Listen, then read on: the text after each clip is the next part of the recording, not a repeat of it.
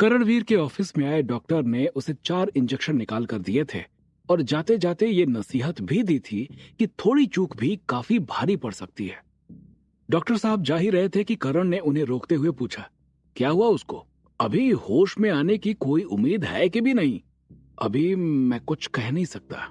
Doctor ने मायूसी भरे चेहरे के साथ करणवीर को जवाब दिया और बाहर चला गया। उसके जाने के बाद करणवीर ने वो इंजेक्शन अपने सामने रखी मेज की दराज में रखा और फिर वहां रखी एक किताब के पन्ने पलटने लगा। वहीं प्रीतपुरा में होटल मिडनाइट की गाड़ी प्रभुनाथ के दरवाजे से जाने के बाद रणजीत दौड़कर प्रभुनाथ के पास पहुंचा और बोला, क्या ये लोग तुमसे सब्जियां लेने आए थे?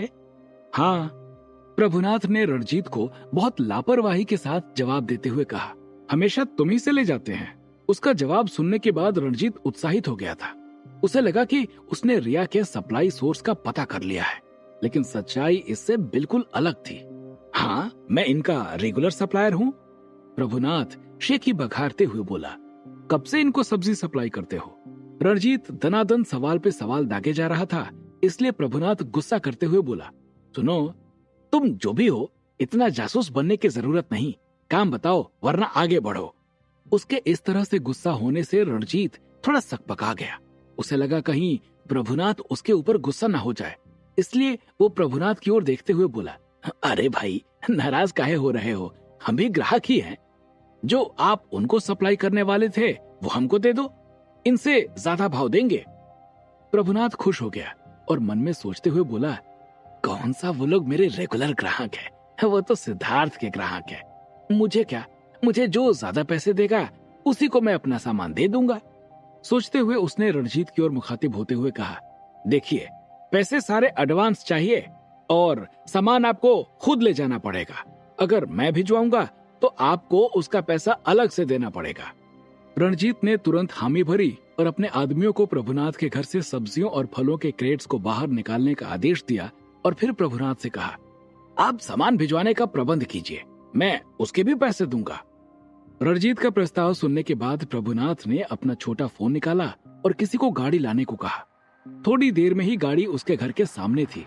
तब तक रणजीत के आदमी सारे क्रेट्स निकाल चुके थे और गाड़ी आने पर उन्होंने सारे फल और सब्जियों को उसमें लोड किया और उसे लेकर निकल गए। जैसे ही रणजीत की गाड़ी ने गांव पार किया, वहीं कोने में एक पेड़ के पीछे खड़े मिडनाइट होटल के ट्रक के अंदर बैठे 4 लोग मुस्कुरा रहे थे। उनके जाने के बाद उन्होंने गाड़ी स्टार्ट की और सिद्धार्थ के घर की ओर निकल पड़े।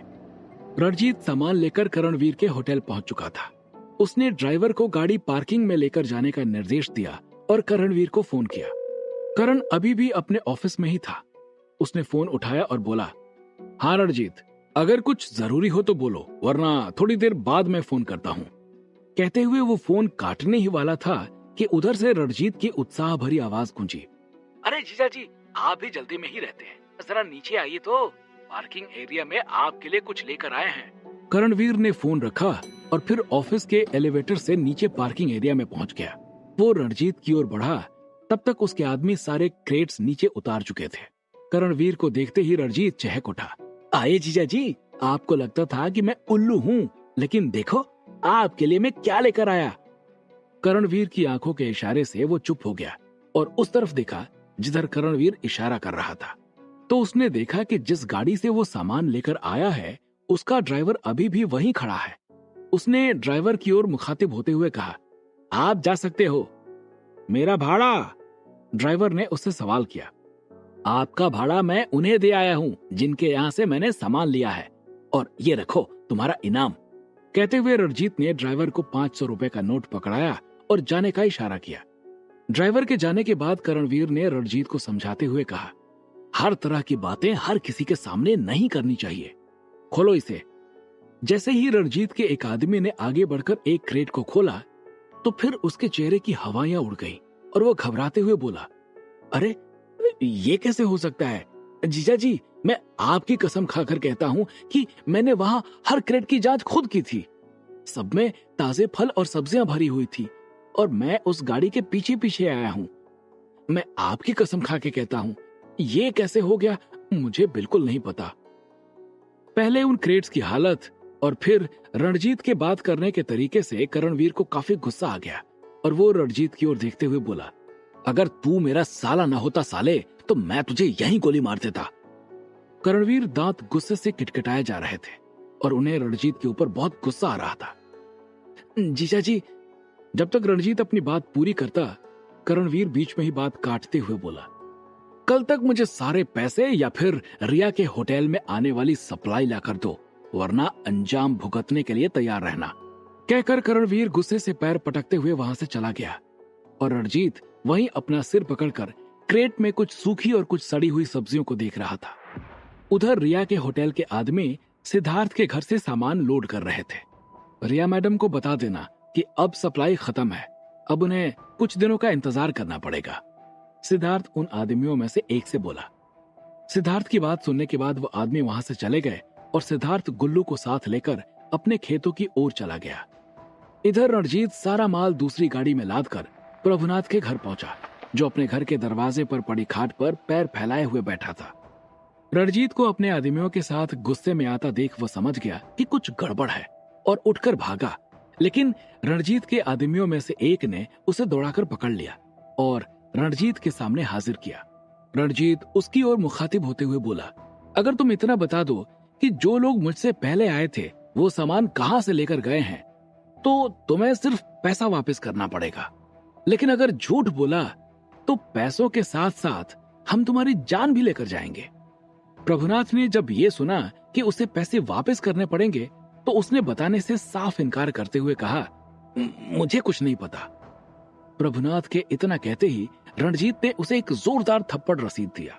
चटाक की आवाज से प्रभुनाथ के कानों से चिंगारी निकल गई।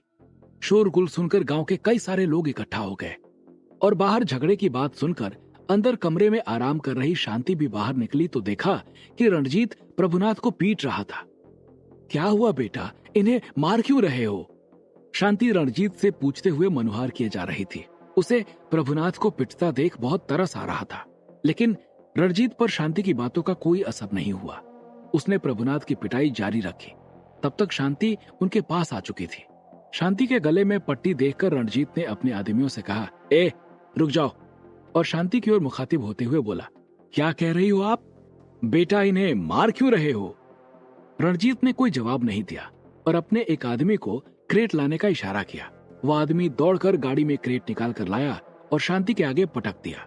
क्रेट में से सड़े हुए टमाटर का पानी एक अजीब दुर्गंध और कीड़ों के साथ बाहर बह रहा था। क्रेट देखते ही शांति समझ गई थी कि प्रभुनाथ ने केमिकल लगाकर टमाटर और बाकी फलों और सब्जियों को रणजीत को बेच दिया है। वो रणजीत की ओर मुखातिब होते हुए बोली, बेटा मैं आपको सारे पैसे वापस कर दूंगी, लेकिन मैं आपके सामने हाथ जोड़ती हूँ, इन्हें छोड़ दो। शांति रणजीत के पैरों की ओर झुकने लगी, लेकिन रणजीत ने उसका हाथ रोक लिया और उसका दिल थोड़ा पिघल गया।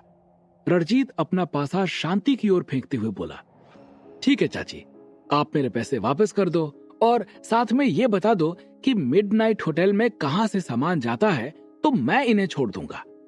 शांति ने जब शहर में सामान भेजने की बात सुनी तो उसने सिद्धार्थ के घर की ओर उंगली दिखाते हुए कहा, बेटा कहां जाता है मुझे ये तो नहीं पता, लेकिन सिद्धार्थ के यहाँ कई दिनों से एक गाड़ी रोज आ रही है, शायद वही भेजता हो।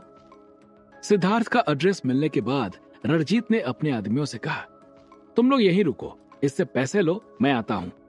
और फिर वो सिद्धार्थ के घर की ओर बढ़ गया। उसने सिद्धार्थ के घर का दरवाजा खटखटाया।